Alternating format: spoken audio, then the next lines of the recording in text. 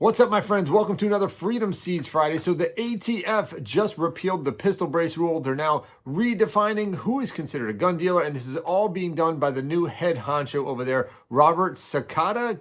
I think that's how you say his name. But will any changes made by the ATF actually affect the gun laws in New Jersey? Guys, stay tuned and find out. Hit that like and subscribe button. Comment down below. Let me know if you think this new ATF director is going to be more pro 2A than the last one, or if you just think the ATF should be abolished completely. Guys, let me know down below. So apparently what just happened is ATF announced 34 major rule changes led by the new acting Attorney General Todd Blanche and the ATF director, the new ATF director, Robert Sakata. I think that's how you say it. They're calling this one of the biggest internal changes the ATF has ever made.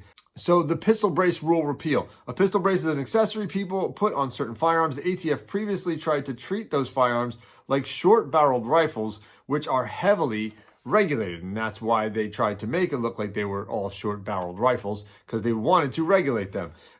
So that rule is being repealed. So federally, those firearms are no longer being treated like restricted rifles. That's a good thing. And then another thing was they're changing who actually counts as a gun dealer. The government expanded the definition so broadly that even regular people selling firearms could be considered illegal dealers. But now they're rolling that back. So if you're just a regular person occasionally selling a firearm, you're less likely to be treated like a licensed gun dealer. So obviously they were just making it as hard as they can for people to buy and sell firearms because they wanted to regulate it as much as they could.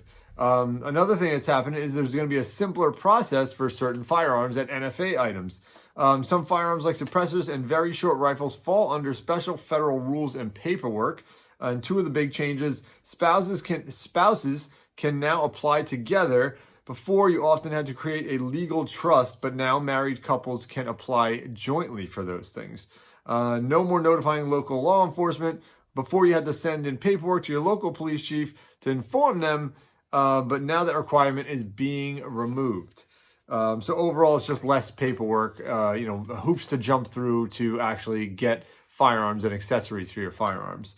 So another thing that's changing is traveling with firearms. Apparently, there's a federal law that says you can legally transport firearms between states if you're allowed to have them where you start and where you end.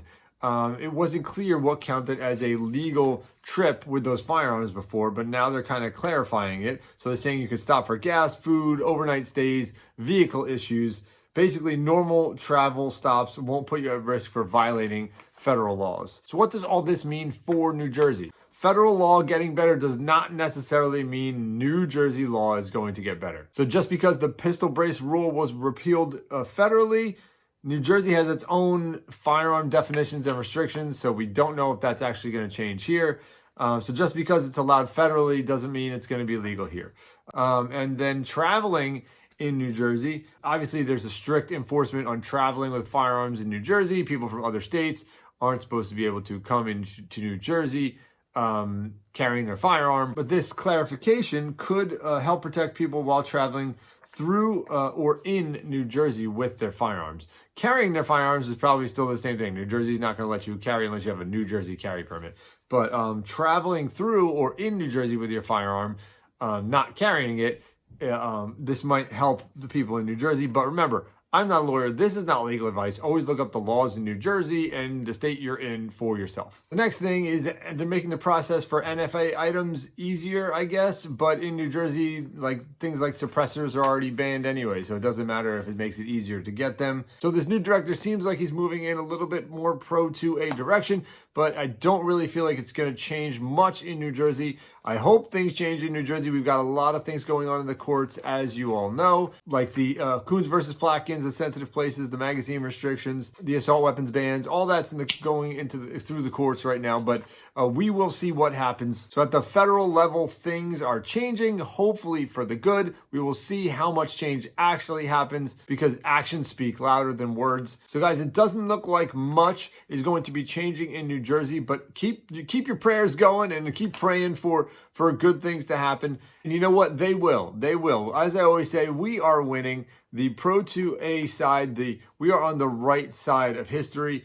and we are winning slowly but surely. We got our concealed carry permit, and we will be getting those other things as well. So guys, thanks for watching another Freedom Seeds Friday, planting one freedom seed every Friday. Comment down below. Let me know if you think there's going to be any changes in New Jersey because of this new ATF directive, if any of that will trickle down to affect what's going on in New Jersey. And my last thing I want to shout out, guys, if you got to the end of this video and you loved Mr. Rogers, they don't make shows like this anymore. It's a beautiful day in the neighborhood. Thanks for watching. God bless you all.